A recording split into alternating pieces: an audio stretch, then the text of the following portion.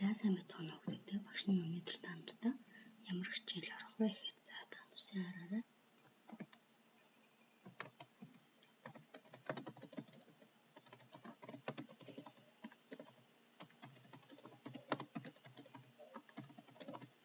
За бичвэр мэдээллийг хэлбэржүүлэх, зэрэгцүүлэх гэсэн хичээлийг орно. За бичвэр мэдээлэл гэдэг маань бидний сая бичсэн текст байна. Мэдээж бид бичсэн текстээ 10 хурууныхаа гарын хуруунуудын зөв байрлалаар багшаа тайлбарснаар бичих ёстой. За ингээд текстээ бичээд энэ текст мэдээллийг анх бичсэн хэл байдлаас нь өөр өнгөтэй тий. За тэгээд өөр өнгөтэй. За тэгээд арай бүдүүн бичмэлээр байт юм уу? Эсвэл доогоороо зураастай юм уу? За ингээд эсвэл ямар нэгэн хэлбэр загварт оруулаад за тэгээд бичгийн хэлбэрийн сонгоод за бичгийг бас томруулж болно. За ингээд томруулж болно. За ингээд бичгийг бичвэр мэдээллийг хэлбэржүүлэх гэж байгаа. Энэ текстийг багш нь өөр хэлбэртэй болгочлоо тий хуучин байснаас нь. За зэрэгцүүлэх гэж юу гэхээр энэ зөвхөн параграф буюу энэ хэсэгтээ ажиллах командуудыг хэлж байна. За багш нь текстийнхаа хуудасных цаасныхаа гол байрлуулъя. За энэ болохоор хойно шахчин тий. За энэ болохоор хоёр талтай тэнцүү. Их текстийг болохоор хоёр талтай тэнцүү байрлах хэрэгтэй. За ямар нэгэн дүрсээр дугаарлаж болж байна. Тоогоор дугаарлаж болж байна. Тоо үсгээр за дэд дугаартай бас хийж болж байна. За энэ маань та буюу доголь мөргөр ингээд хошоо шилжүүлэх нэ. За ингээд гэх мэтлэн за энэ савта бодог байна. За энэ яхийг сайн өөрчлөлт хийсэн хараарай. За одоо энэ тоо авъя. Үнэхээр мөр хоорондоо зай. 2 гэдэг маань 2 үсэг орох зайтай гэсэн. 1.5 гэдэг нь 1 бүтэн 1 хагас үсгийн зайтай. За энэ болохоор зэрэг 1 үсгийн зайтай. За энэ нь болохоор нөгөө анхны өөрийн жижигхэн хэмжээгээр явж байгаа. За 1.5 шүү. Өргөний одоо энэ зайтай текстийг бичье гэж. За ингээд өнөөдөр орох хичээл маань ямар жишээн дээр ажиллах вэ гэхээр сурах хүчгийнхаа 32 дахь хуудсан дээр байгаа зорилгодоо хүрсэн үлхий гэдэг текстийг та хэд багшаа зөвснөр хурууны зөв байрлалаараа шивж оруулах хэрэгтэй. За багшинд амар болох үүднээс ингээд шивээ бэлтцсэн. За бэлтцсэн. За тэгэхээр зэрэг одоо энэ текстээ бидний эхний текст шиг номон дээр одоо зааж өгснөд дагуу яг текстийг одоо хэлбэржүүлнэ, зэрэгцүүлэх ёстой.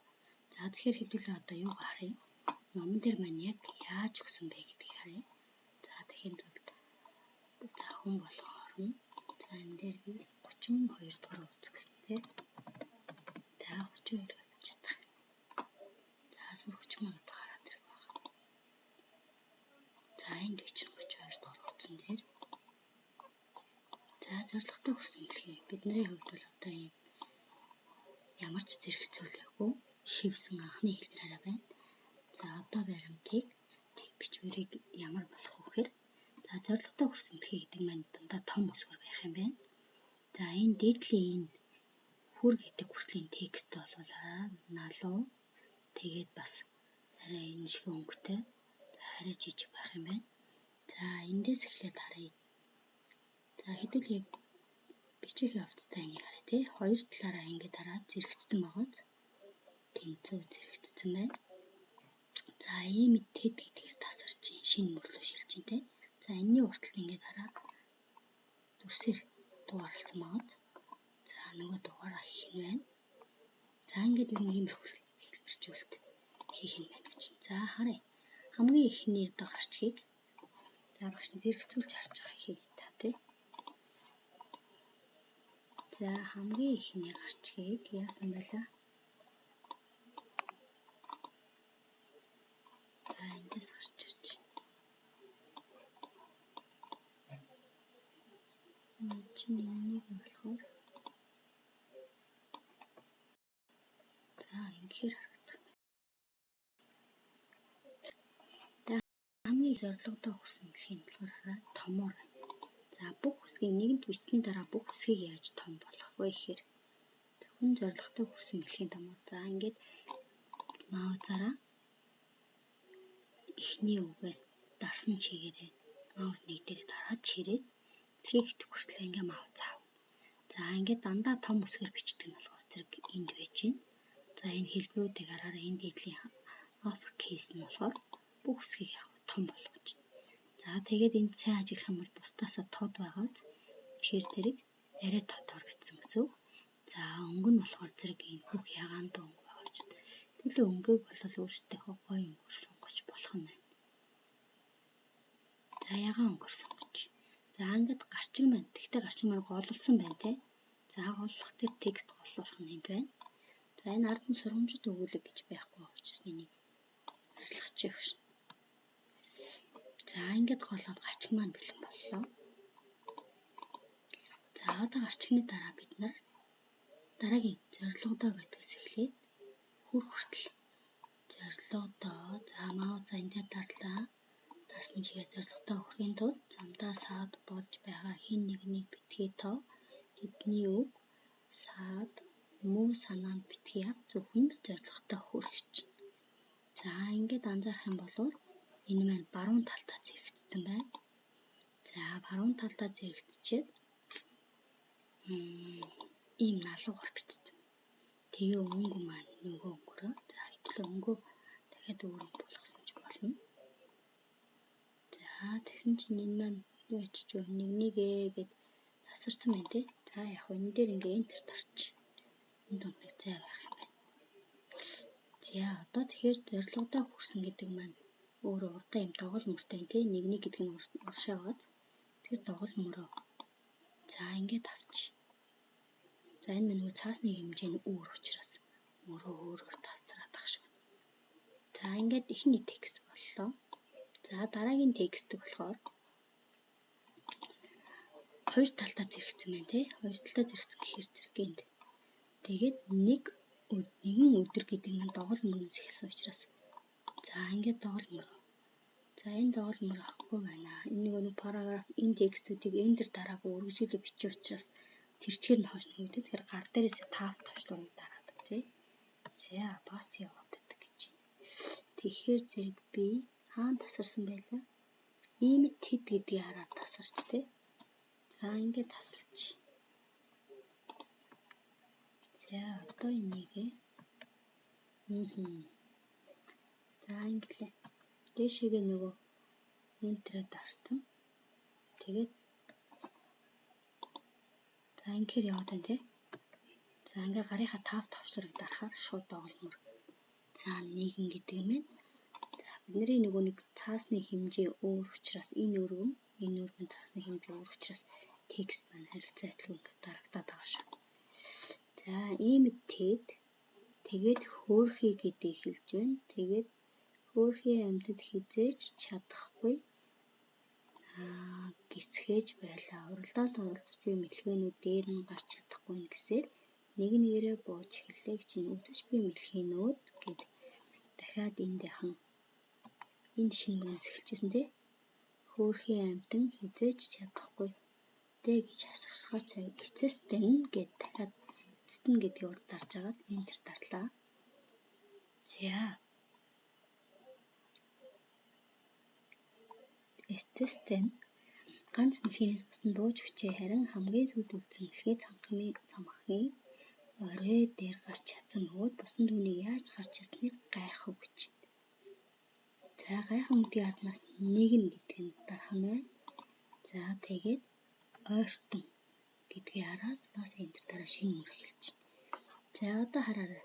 Энэ уртлын энэ дээр хараад дандаа дугаарлалт орж ирсэн тий. За хөөрхий гэдэг дээр бид нэр дүрсээр дугаарлах буюу орж ирж байна. За хасах тэмдэг нь байхгүй бол бид гараасаа бичиг юм эсвэл энэ дээр дараад явах хасгаа оруулаад ирч болно. За энэ дотор одоо хасах байна тий. За тэгэхээр бидэнд яг энд гоё бэлнээс нь авчи. Бэлэн өөр гоё юм биш тий. За тэг энэ дээр харъя. Өөрчлөгч чинь тий. За хөөрхий амьтан хизээж чадахгүй гисгэж байлаа гэж. За ингэсний дараа дахиад дугаарсан тий. Хөөрхий амьтан гисгэж хашгирцгааж байв гэдэг хүртэл ингээд төрлөө. За эцэстэн гэдэг үгэнд доолмор авах юм байна. За энэ доолмор авсан. За нэг нь тэр мэлхийд ойртон гिचийн тэр мэлхээр ойртон доол авсан байна. Энд болохоор юу гэсэн бэ? Нөгөө төрсөөр дугаарлалт хийсэн. За ингээд ерөнхийдөө болчлоо. Гэхдээ одоо харахаар энэ хоорондох зайнууд, мөр хоорондын зайнууд нь эднэрийнх болохоор ойрхон байна тий. Эднэрийнх болохоор нэг энтер дарахаар холдсон байна. За одоо тэгэхээр идэвхжүүлж байгаа мөр хоорондын зайгаа авдгийг ингээд шахчихъя. За тэгэхээр зэрэг явах уу? Яг энэтэй төстэй болоод эхэлж байна. За тэгээд өнгийг өрчилж болно. За бүгдийг идэвхжүүлж агаад бүгдийг томруулъя. Томруулахаар зэрэг за одоо идэвхсэн болж учраас ингээ харагдаа. За энэ нийтээрээ томруулах нь энд байна. За ингээ томруулчихъя.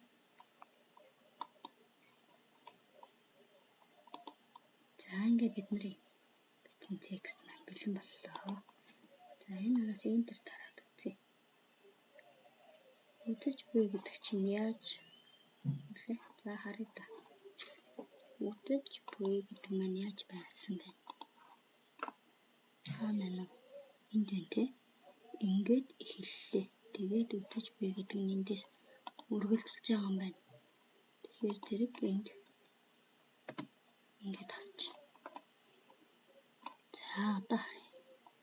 За одоо бид нэр их болохоор зэрэг яг нөгөө номон дээр заасны дагуу бид нар бичвэр мэдээлэлээ хэлбэржүүллээ.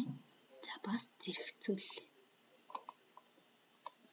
За та хэд болохоор зэрэг өөрийнхөө дуртай ихийг бичээд за тэр бичвэр мэдээлэлээ зэрэгцүүлээрэй. Тэгээд амьдралдаа ч гэсэн зорилготой хүрсэн хэлхий шиг одоо замд байгаа саад болж байгаа хин нэгнийг тоолгүйгээр бидний үг саад муу санаанд битгий хавд зөвхөн л яг зорилготой хүрэхин төлөө бүгдээрээ хичээж суралцаарай гэж багшнаас.